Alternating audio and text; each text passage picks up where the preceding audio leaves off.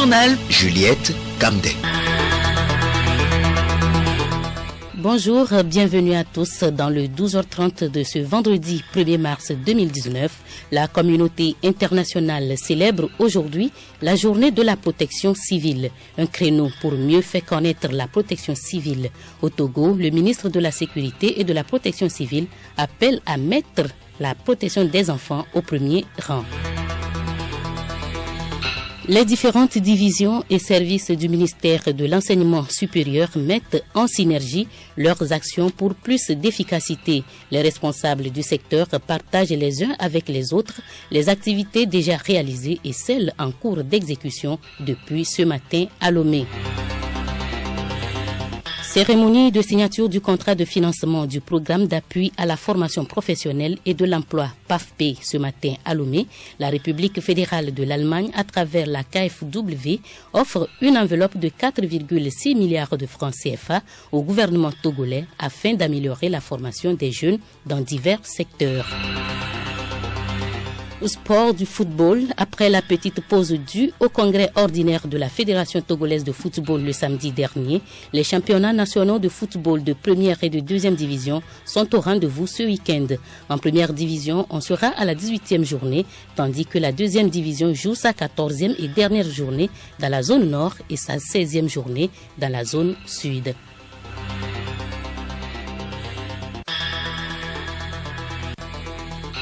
radiolomé.tg. La présidente de l'Assemblée nationale, Madame Tchegan Yawa Digbori, a reçu en audience ce matin à Lomé le représentant permanent de la CEDEAO au Togo. Garba Lompo est allé féliciter la présidente pour son élection à la tête de la législature togolaise. Il l'a rassuré de l'accompagnement de la CEDEAO. Garba Lompo au sortir de l'audience. C'est une audience à demande de la représentation de la communauté de la CEDEAO ici au Togo. L'objectif était de venir féliciter de façon officielle toutes nos félicitations au nom du président de la commission de la CEDEAO, Jean-Claude Kassibourou, à la nouvelle législature. Et parce que vous n'êtes pas sans savoir que c'est une législature qui est issue des élections du 20 décembre et des élections qui ont été accompagnées et appuyées par la CEDEAO. Depuis qu'ils ont pris fonction, nous n'avons pas eu l'honneur d'être reçu. Nous venons de l'avoir, nous avons profité pour informer de notre disponibilité à toujours accompagner le gouvernement togolais, à apporter assistance et appui. Célébration ce vendredi de la Journée mondiale de la protection civile. Le thème retenu cette année est « La protection de nos enfants, c'est notre responsabilité ». Au Togo, le ministre de la Sécurité et de la Protection civile, Yark Damhan, dans un message, appelle tout le monde à mettre la vie et la sécurité des enfants au premier rang des préoccupations. Edmond Sogba. Dans son message, le ministre de la Sécurité et de la Protection civile, après avoir présenté les statistiques des crises, des catastrophes et autres situations d'urgence humanitaire de plus en plus récurrentes, est revenu sur l'objectif principal de la journée. À l'instar de l'Afrique, le Togo n'est pas à l'abri de ces situations d'urgence. Des exemples récents témoignent à suffisance l'ampleur de la situation et de son impact sur les populations dont la majorité sont des enfants. Pour rappel, les inondations et vents violents de 2017 dans les préfectures des lacs du Bamono et de Tchamba ont fait plus de 7000 victimes, dont environ 3300 enfants. Par ailleurs, l'année 2018 a été marquée, en plus des inondations et vents violents, par des conflits intercommunautaires ayant entraîné un afflux massif de réfugiés ghanéens vers le Togo. Ces diverses situations d'urgence ont affecté plus de 17 000 personnes, dont environ 10 000 enfants. En janvier 2019, on a encore enregistré, pour la même cause, plus de 20 000 réfugiés ghanéens, dont 10 532 enfants, dans les préfectures de Dankwen, de Loti et de Loti Sud. L'objectif principal de cette journée était et reste, d'abord, d'attirer l'attention du public sur l'importance de la protection civile et le sensibiliser aux mesures de préparation et de prévention et d'autoprotection face aux catastrophes. Le ministre Yark rend hommage à tous les acteurs pour leurs divers efforts et exprime sa compassion aux victimes des différents sinistres. En cette journée mondiale de la protection civile, je voudrais renouveler ma profonde gratitude à l'Organisation internationale de la protection civile pour la création d'un dépôt régional de matériel de protection civile sur notre territoire à Tchévié. Preuve que la coopération internationale en matière de protection civile va au-delà de simples paroles. Je voudrais également rendre hommage à tous les acteurs pour leurs divers efforts dans le cadre de l'assistance aux victimes de toute nature et à nécessiter vos différentes interventions, particulièrement les différents cas d'inondation enregistrés. Aux différentes victimes de ces différents sinistres, j'exprime au nom du gouvernement ma compassion et soutien et renouvelle mon engagement ainsi que celui de l'ensemble du gouvernement à toujours être à leur côté en toute situation. 85,31%, c'est le taux d'exécution de la lettre de mission du ministère de l'Enseignement supérieur pour l'année 2018. Ce score, quoique satisfaisant, mérite d'être amélioré pour atteindre les 100% pour la lettre de mission 2019.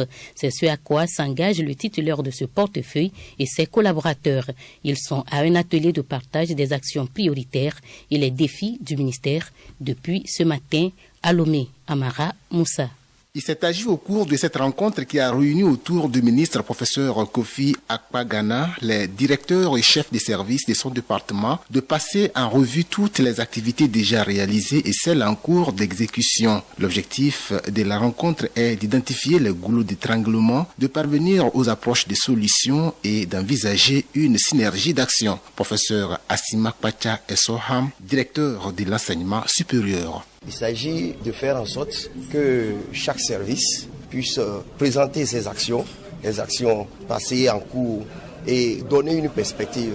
Le but, c'est de pouvoir rendre ces actions plus efficientes et voir dans quelle mesure créer un effet de synergie pour une action beaucoup plus efficace du ministère de l'Enseignement supérieur et de la Recherche. Les discussions au cours de cet atelier ont également touché la lettre de mission 2019 du ministre de l'Enseignement supérieur et de la Recherche. Cette lettre de mission, comme d'ailleurs celle des autres ministres, tient compte des priorités telles que déclinées dans la mise en œuvre du PND.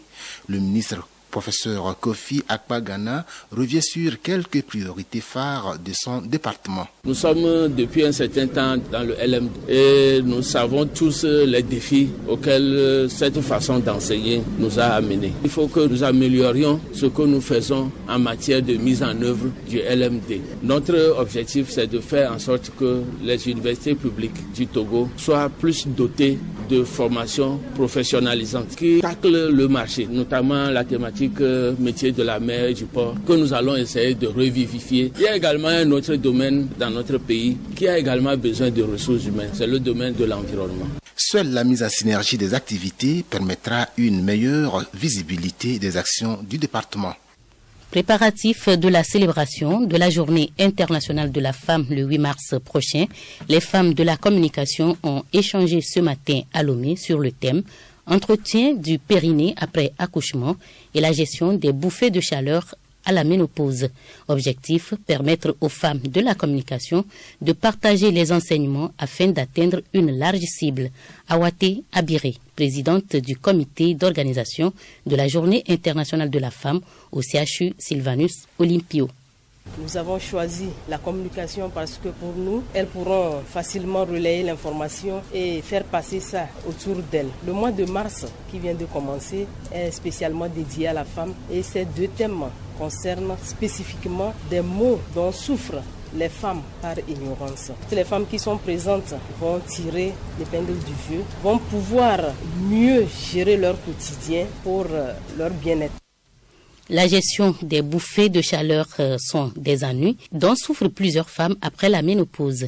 Gouna Essi, point focal genre au ministère de la Communication, des Sports et de l'Éducation à la citoyenneté et au civisme.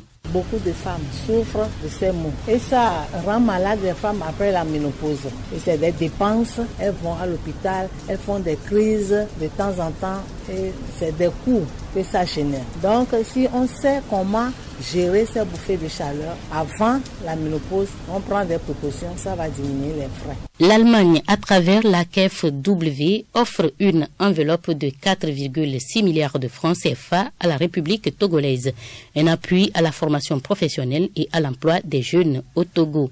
Abiri. Nyasingbe. La signature du contrat de financement de ce programme s'est déroulée ce vendredi à Lomé. L'enveloppe de 4,6 milliards de francs CFA va permettre au gouvernement togolais de réhabiliter, d'élargir et de construire des infrastructures pouvant permettre d'appuyer la formation professionnelle et l'emploi des jeunes. Elle permettra également à la fourniture d'équipements ainsi qu'à la formation des formateurs. Christophe Sander, ambassadeur de l'Allemagne au Togo. Les deux gouvernements se sont convenus de mettre un focus très important sur la formation des jeunes. Nous venons d'assister à un acte pour la troisième phase de la coopération germano-togolaise dans le secteur de la formation professionnelle. On va réhabiliter les centres de la formation professionnelle, on va les construire aussi et on va les mieux équiper pour que les jeunes puissent utiliser des infrastructures adaptées au moment d'aujourd'hui. Pour Sani Yaya, ministre de l'Économie et des Finances, le contrat permettra d'assurer la durabilité des investissements mis à disposition des centres de formation. Un mécanisme financier sera mis en place pour permettre de prendre en charge, dans les cas d'urgence, la réparation et l'entretien de ces infrastructures et équipements. À l'instar des deux premières phases du projet qui ont permis de réhabiliter et moderniser 12 établissements, la troisième phase vise à améliorer un grand nombre de centres pour renforcer la formation technique et professionnelle des jeunes. Il s'agit des structures suivantes. Le centre de formation technique et professionnelle de Gamé dans le Zio, l'OIC de Notier, le centre de formation professionnelle de Tchamba, le lycée d'enseignement technique et professionnel de Sokodé, le centre régional d'enseignement technique et de formation professionnelle de Palimé, l'Institut national de formation agricole INFA de Tové et Space Ferme École de Kadoma, le lycée d'enseignement technique et professionnel d'Atapamé, le Centre international pour le développement agro-pastoral de Baga à Niantougou, le Centre de formation professionnelle de Gando à Mango et Bonita House de Dapaon. Depuis la reprise de la coopération allemande avec le Togo en 2012, la coopération s'est engagée à mettre un montant global d'environ 40,5 millions d'euros, soit 26,5 milliards de francs CFA, à la disposition du Togo afin d'apporter un appui particulier à la formation et à l'emploi des jeunes. Le concours national de l'humour édition 2019 a été lancé hier. Les promoteurs commencent la phase régionale ce mois, de mars bien sûr, à Dapaon. Ils seront à Kara et à Sokodé en avril. La liste définitive des 12 retenus sera connue à l'issue de la phase d'Atakpamé et de Lomé en mai prochain. Pour cette 9e édition, le directeur général du Septentrion Communication, Ouro Bangna, compte assurer le suivi de l'heureux gagnant de la phase finale en juillet prochain à Kara en période d'Evala. Cette 9e édition est une guerre que nous venons une nouvelle fois de lancer contre l'invisibilité du Togo en matière de l'humour dans le monde. Il y a 8 ans, le Togo n'avait pas beaucoup d'humoristes. Aujourd'hui, le résultat est là. Il faut voir tous ces jeunes humoristes qui commencent par faire notre fierté. Le bilan est un peu satisfaisant. Le concours est officiellement lancé. Les gens vont s'inscrire. Nous leur donnons 2 à 3 semaines pour boucler les inscriptions et ensuite nous déclencherons les phases des régionales pour dégager 2 bons humoristes en ce qui concerne les autres régions et puis 4 bons humoristes pour le compte de la région maritime. Ils seront 12 à la finale en juillet prochain à Kara. Depuis 8 ans, nous ne sommes pas parvenus à suivre nos humoristes. Et ça va être la grande innovation cette année. Le journal Juliette Kamdé. Les Algériens sont de nouveau appelés à manifester aujourd'hui dans plusieurs grandes villes du pays. Comme vendredi dernier, les appels se sont multipliés sur les réseaux sociaux. Ce mouvement mené par les jeunes a été rejoint ces derniers jours par quasiment tous les partis d'opposition qui dénoncent comme les manifestants la candidature d'Abdelaziz Bouteflika pour un 5e mandat à la tête du pays. Agenda culturelle sans transition, l'artiste togolaise de la chanson Precious présente officiellement cet après-midi son nouveau single intitulé Amen et la célébration de la fête traditionnelle et des ans chez les peuples Homa dans la préfecture de Logou. C'est l'essentiel de l'agenda culturel de ce week-end. C'est avec Geneviève Bognon. En vue de valoriser la culture et l'atteinte du développement local, les populations de la zone Roma dans la préfecture de Logou célèbrent ce samedi 2 mars pour la deuxième fois consécutive le fête traditionnelle dénommée Edezan ou la fête du palmier à huile. Ce sera à partir de 7h. L'artiste togolaise de la chanson gospel Precious présente ce vendredi son nouveau single dénommé Amen au public à travers son compte Twitter et YouTube.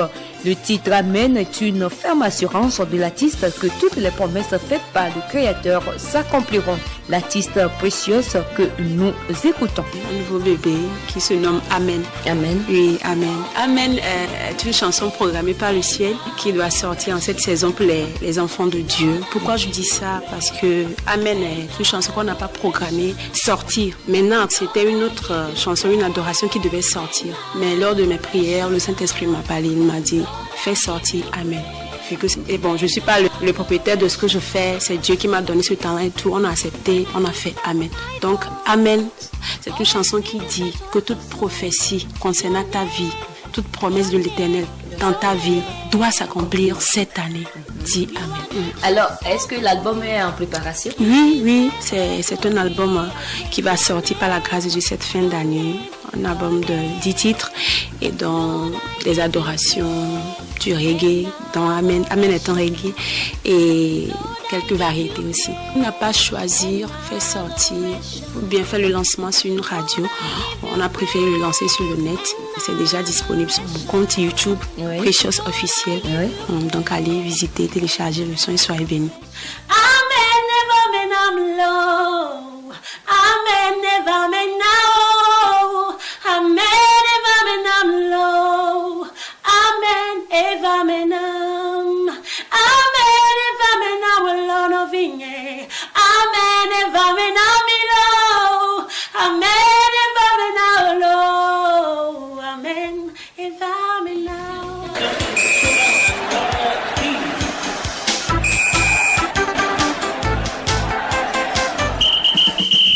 Sport, football, 18e journée du championnat national de football de première division ce dimanche. Au sommet, 2 derbys alléchants, à savoir Semassi Koroki et AS OTR Dito. Henri Ochocho. Semassi de Sokodé, Koroki Metete de Tchamba et AS OTR de Lomé, Dynamique Togolais de Lomé, voilà les 2 derbys au sommet de cette 18e journée. Le premier, celui du centre, se joue au stade municipal de Sokodé où Semassi attend de pied ferme son voisin Koroki Metete de Tchamba. Le second derby sera ce duel de la capitale entre l'AS OTR de Maurice Noussoudien et le Dynamique Togolais de Lefadé à Dekambi. Les autres affiches de cette journée au RPC de Kara, le leader l'ASK reçoit Ange FC de Notier. Maranatha de Chokbo se déplace à Bafilo pour affronter la lanterne rouge Fondant de Dapaon. Le stade de Notier sera le théâtre du duel Bikinti de Bassa, Asko de Kara. Au stade municipal de Kpalimé, match choc entre Gomido de Kpalimé et Gbolessou des Lacs. Et enfin, à Tchévier, duel sans merci entre le 11e l'AS Togoport et le 4e Sarasport de Bafilo. Heure de démarrage de tous les matchs 15h. Temps universel. Pendant ce temps, la 2-2 sera à sa 16e journée dans la zone sud et 14e et dernière journée dans la zone nord. Ainsi donc, ce samedi, l'on suivra avec intérêt ce duel au RPC de Kara entre Odalou de Kambolé et le leader Agua de Kosuntu. Pendant ce temps, à Mango, Unisport, le co-leader, mettra aussi tout en œuvre pour avoir les 3 points de la journée devant Doumbé de Mango. Les autres matchs au programme pour cette 14e journée dans la zone nord. À Pagoda, l'AS Bina affronte Fokpa de Sotobois. À Sokodé, TAC va se mesurer à Kakadl de Defalé. Dans la zone sud, ce samedi, à Blogamé, Entente 2 de Lomé reçoit Kotoko de Lavier. Dimanche, duel à distance entre le leader Ifodje d'Atakpamé et son dauphin à Gaza de Lomé. Le premier Ifodje accueille à Atakpamé Arabia de Tablibo. Le second à Gaza croise les crampons point au JCA d'Agouin avec Étoile Filante de Lomé. Espoir de Thiévier se déplace à Awete pour affronter la Lanterne Rouge, la SNPT. Et enfin à Ablogamé face à face à Sfosa Oketi.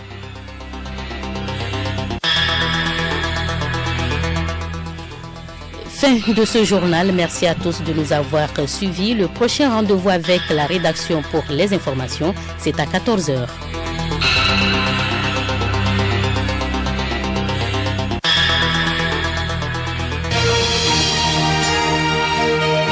Radio Lomé, boîte postale 434, email radiolomé@radiolomé.tg. Radiolomé.tg